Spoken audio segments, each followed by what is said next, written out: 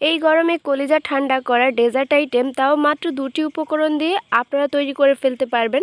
ইফতারিতে এই ডেজার্টটি থাকলে আপনাদের কিন্তু অন্য কোনো কিছুই খেতে ইচ্ছে করবে না। আর এটি তৈরি করা কিন্তু একেবারে ইজি, কম সময়ে কম খরচে এই ডেজার্টটি আপনারা তৈরি করে ফেলতে পারবেন। বাই দ্য ওয়ে, আসসালামু আলাইকুম everyone, welcome to Naba Islam kitchen. কেমন আছেন সবাই? আশা করছি আল্লাহর রহমতে অনেক ভালো আছেন। আশা করছি আজকের ভিডিওটি আপনাদের জন্য অনেকটাই হেল্পফুল হবে। যারা নতুন রাঁধুনি আছেন কিংবা ব্যাচেলার আপু ভাইরা আছেন, তারাও চাইলে এই রেসিপিটি ট্রাই করে দেখতে পারেন। এটা তৈরি করা এতটাই ইজি। তো কথা না বাড়িয়ে চলে যাচ্ছি মূল রেসিপিতে। প্রথমেই আমি এখানে একদম মাঝারি সাইজের 2টি গাজর নিয়েছি, দেখতেই পাচ্ছেন। আর এটার মেইন ইনগ্রেডিয়েন্টস হচ্ছে গাজর। সেটা আমি একটা ফিলারের সাহায্যে কিন্তু খোসাটা ছাড়িয়ে নিচ্ছে। অনেকেই চাইলে এটার খোসাটা সহ নিতে পারেন যদি ক্লিন থাকে। তো আমার কাছে মনে হচ্ছে এটা আমি ফেলে দেওয়াই খোসাটা বেস্ট হবে। তো আমি একটা নাইফের সাহায্যে কিন্তু এটার 2টি সাইড কেটে নিয়েছি আর খোসাটাও ছাড়িয়ে নিয়েছি। একইভাবে আমি 2টি গাজরই কেটে নিয়েছি। আর এখন আমি একটা গ্রেটার নিয়েছি, দেখতেই পাচ্ছেন। গ্রেটারের যে চিকন অংশটা আছে সেটা দিয়ে আমি এটা গ্রেট করে নিয়েছি। আর আপনারা চাইলে একেবারে মোটার দিয়ে করতে পারেন, তবে সেটা আমার কাছে বেস্ট মনে হচ্ছে না। চিকন অংশটা দিয়ে গ্রেট করলে কিন্তু একেবারে দ্রুত এটা সেদ্ধ হয়ে যাবে আর খুব স্মুথলি সুন্দর একটা ফিনিশিং আসবে। দেখতেই পাচ্ছেন কত সুন্দরভাবে এটা আমি চিকন অংশটা দিয়ে গ্রেট করে নিয়েছি। এটা কিন্তু দেখতেও সুন্দর লাগছে, একেবারে সেমাইয়ের মতো লাগছে। তো এগুলো আমি এখন সামান্য পানি দিয়ে একটু ধুয়ে নিচ্ছি। আপনারা চাইলে এটা কিন্তু খোসাটা ছাড়ানোর পর একবার ধুয়ে নিতে পারেন। তো পানি দিয়ে এটা আমি ধুয়ে নিয়েছি। এটা এমনিতেও ক্লিন থাকে, এরপরও আমি আরও একবার ধুয়ে নিচ্ছি। আর যে পানিটা আছে সেটা কিন্তু আমি ফেলে দেব। আর এখান থেকে দেখতেই পাচ্ছেন আমি কিন্তু গ্রেট করা গাজরগুলো আলাদা একটা বাটিতে ট্রান্সফার করে নিয়েছি। আসলে এই কাজগুলো কিন্তু একেবারেই ইজি, তবুও আপনাদের সাথে আমি বোঝানোর সুবিধার্থে সহজভাবে শেয়ার করে নিচ্ছি। তো চলে এসেছি, এগুলো একটা সাইডে রেখে আমি কিচেনে একটা পাতিল বসিয়ে দিয়েছি। আর এখানে আমি 1.5 কাপ পরিমাণ পানি অ্যাড করেছি। হাফ কাপের মতো এখানে আমি সাবুদানা অ্যাড করেছি। ইন্ডিয়ান যে সাবুদানাটা আছে 1 নাম্বার, সেটাই আমি এখানে অ্যাড করেছি। আপনারা চাইলে আপনাদের পছন্দ মতো যে কোনো ব্র্যান্ডের এখানে সাবুদানা অ্যাড করতে পারেন। আর এখন আমি এই সাবুদানাটা কয়েকবার ফুটিয়ে নিব।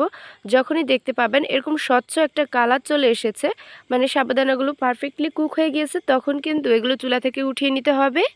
এগুলো উঠিয়ে কিন্তু আমি একটা স্ট্রেনারের মাঝে ছেঁকে নিয়েছি এবং সামান্য পানি দিয়ে ধুয়ে নিয়েছি যাতে এগুলো লেগে না যায়। এরপর কিন্তু আবারও আমি পাতিলটা ক্লিন করে এখানে 1 চা চামচ পরিমাণ ঘি অ্যাড করে দিয়েছি। আর ঘিয়ের সাথে অ্যাড করে দিয়েছি 2টি তেজপাতা মাঝখান থেকে ছিঁড়ে দিয়েছি।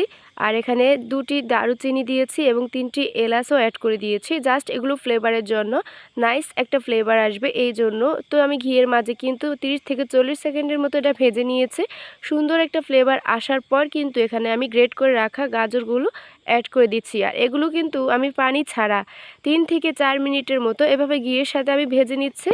এই গ্রেট করা গাজর কিন্তু এখানে মোটামুটি 1 কাপ পরিমাণ হয়েছে। আর যে ইনগ্রেডিয়েন্টসগুলো আমি এখানে ব্যবহার করছি সেগুলো কিন্তু 1 কাপ অনুযায়ী অ্যাড করেছি। আর দেখতেই পাচ্ছেন সুন্দরভাবে এটা আমি ভেজে নিয়েছি। এরপর সম্পূর্ণ পানিটা শুকিয়ে যাওয়ার পর এখানে আমি পানি অ্যাড করে দিয়েছি, মোটামুটি 1.5 কাপ পরিমাণ পানি অ্যাড করেছে।